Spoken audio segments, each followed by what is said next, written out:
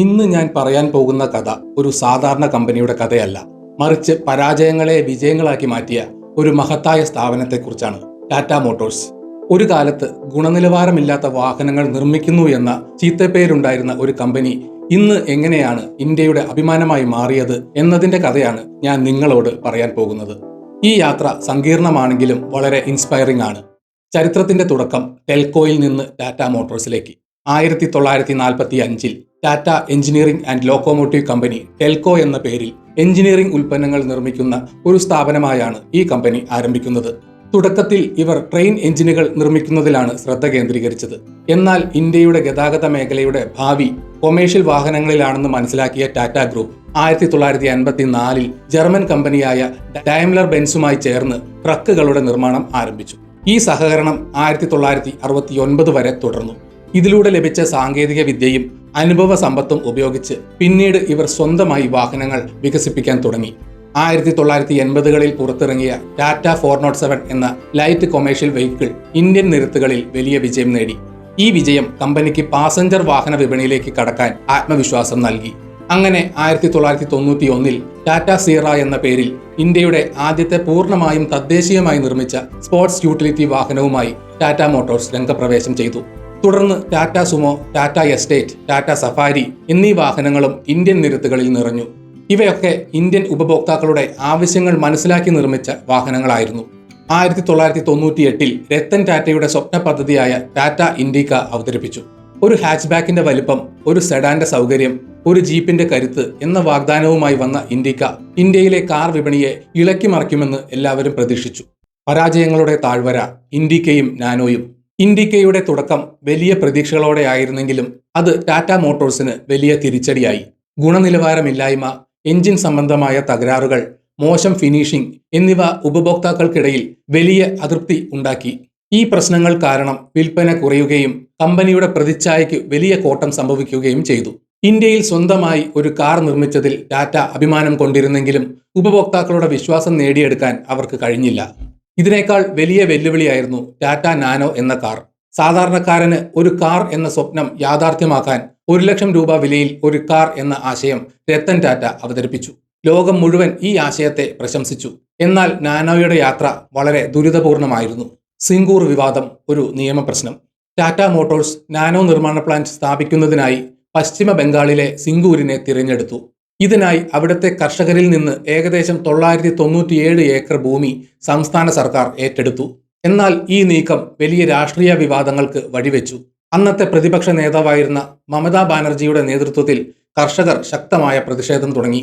1894 പഴയ ഭൂമി ഏറ്റെടുക്കൽ നിയമം ഉപയോഗിച്ച് ഒരു സ്വകാര്യ കമ്പനിക്ക് വേണ്ടി കൃഷിഭൂമി പിടിച്ചെടുക്കുന്നതിനെതിരെയായിരുന്നു പ്രധാനമായും പ്രതിഷേധം. സുപ്രീം കോടതിയും ഈ ഭൂമി ഏറ്റെടുക്കൽ നിയമവിരുദ്ധമാണെന്ന് പിന്നീട് പ്രഖ്യാപിച്ചു. കർഷകരുടെ പ്രതിഷേധം അതിശക്തമായപ്പോൾ ടാറ്റ മോട്ടോഴ്സിന് പ്ലാന്റ് പൂർത്തിയാക്കാൻ കഴിയാതെ വന്നു. ഒടുവിൽ 2008 ഈ പദ്ധതി പൂർണ്ണമായും ഉപേക്ഷിച്ച് ടാറ്റ മോട്ടോഴ്സ് അവരുടെ നാനോ പ്ലാന്റ് ഗുജറാത്തിലെ സനന്ദിലേക്ക് മാറ്റി സ്ഥാപിച്ചു.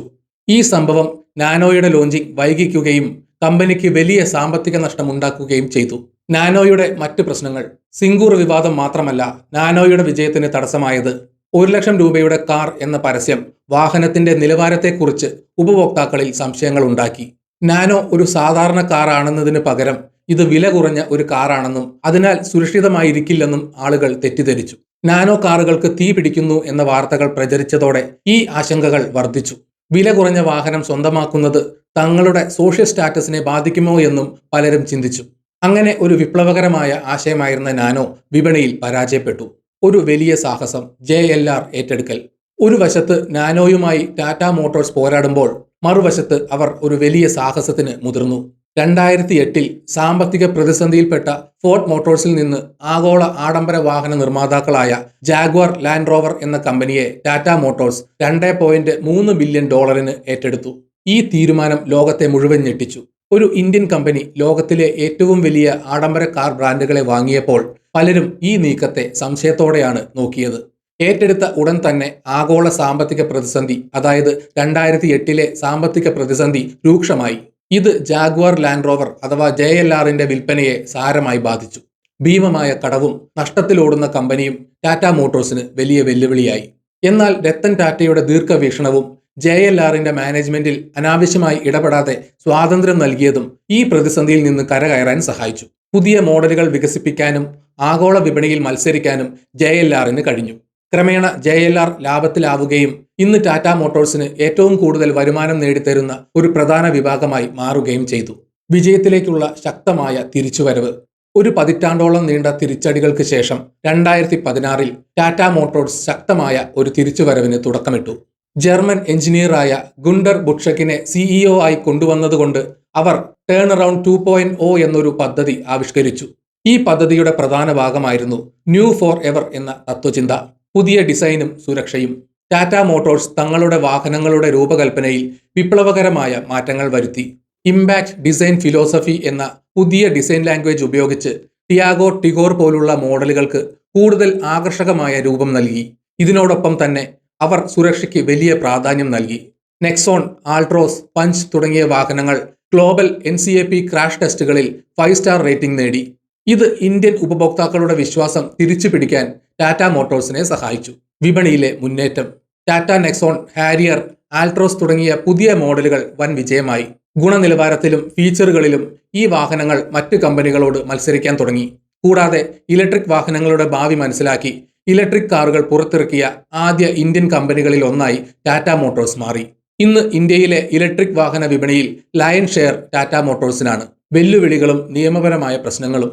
വിജയങ്ങളുടെ ഈ യാത്രക്കിടയിലും ടാറ്റ മോട്ടോഴ്സിന് ചില വെല്ലുവിളികൾ നേരിടേണ്ടി വന്നിട്ടുണ്ട്. സിംഗൂർ വിവാദം പോലെ മറ്റ് നിയമപരമായ പ്രശ്നങ്ങളും കമ്പനിക്ക് നേരിടേണ്ടി വന്നു. വാഹനങ്ങളുടെ ക്വാളിറ്റി മെച്ചപ്പെട്ടിട്ടുണ്ടെങ്കിലും ആഫ്റ്റർ സെയിൽ സർവീസിൽ ഇന്നും ചില കസ്റ്റമർ കംപ്ലൈൻസുകളുണ്ട്. ചില കസ്റ്റമേഴ്സ് എഞ്ചിൻ പ്രോബ്ലംസ്, വാറണ്ടി തർക്കങ്ങൾ, മറ്റ് ടെക്നിക്കൽ മാൽഫങ്ഷൻസ് എന്നിവ കാരണം കോടതിയെ വരെ സമീപിച്ചിട്ടുണ്ട്. ഈ പ്രശ്നങ്ങളെല്ലാം ടാറ്റ മോട്ടോഴ്സ് ഇന്നും മെച്ചപ്പെടുത്താൻ ശ്രമിച്ചുകൊണ്ടിരിക്കുന്നു. ഭാവിയിലേക്ക് ഒരു നോട്ടം. ടാറ്റ മോട്ടോഴ്സ് അവരുടെ ഭാവി യാത്രയ്ക്കായി വലിയ മാറ്റങ്ങൾ വരുത്താൻ ഒരുങ്ങുകയാണ്. കൊമേഴ്ഷ്യൽ വെഹിക്കിൾ ബിസിനസ്സിനെയും പാസഞ്ചർ വെഹിക്കിൾ ബിസിനസ്സിനെയും 2 വ്യത്യസ്ത കമ്പനികളായി വിഭജിക്കാനുള്ള നീക്കത്തിലാണ് അവർ. ഇത് ഓരോ വിഭാഗത്തിനും അവരുടെ വളർച്ചയിൽ കൂടുതൽ ശ്രദ്ധ കേന്ദ്രീകരിക്കാൻ സഹായിക്കും. ഒരു കാലത്ത് ഇൻഡിക്കയുടെ പരാജയത്തിൽ നിന്ന് പാഠം ഉൾക്കൊണ്ട് നാനോയുടെ വിവാദങ്ങൾ അതിജീവിച്ച് JLR ഏറ്റെടുക്കലിലെ വെല്ലുവിളികളെ ധീരമായി നേരിട്ട് ഇന്ന് ഇന്ത്യയുടെ അഭിമാനമായി മാറിയ ടാറ്റ മോട്ടോഴ്സിന്റെ കഥ ഏതൊരു വ്യക്തിക്കും ഒരു വലിയ പ്രചോദനമാണ്. പ്രതിസന്ധികൾ ഒരു അവസാനമല്ല, മറിച്ച് വിജയത്തിലേക്കുള്ള പാതയാണെന്ന് ഈ കമ്പനിയുടെ യാത്ര നമ്മെ ഓർമ്മിപ്പിക്കുന്നു. ഈ വീഡിയോ ഇവിടെ വെച്ച് നിർത്തുന്നു. നിങ്ങൾക്ക് വീഡിയോ ഇഷ്ടപ്പെട്ടെങ്കിൽ ലൈക്ക് ചെയ്യുക. ചാനൽ സബ്സ്ക്രൈബ് ചെയ്തിട്ടില്ലെങ്കിൽ മറക്കാതെ സബ്സ്ക്രൈബ് ചെയ്യണം. നിങ്ങളുടെ വിലയേറിയ അഭിപ്രായങ്ങൾ കമന്റിൽ രേഖപ്പെടുത്തണം. നോട്ടിഫിക്കേഷൻ ബെൽ ബട്ടൺ അമർത്താൻ മറക്കരുത്. മറ്റൊരു വീഡിയോയുമായി വീണ്ടും കാണാം. ജയ് ഹിന്ദ്.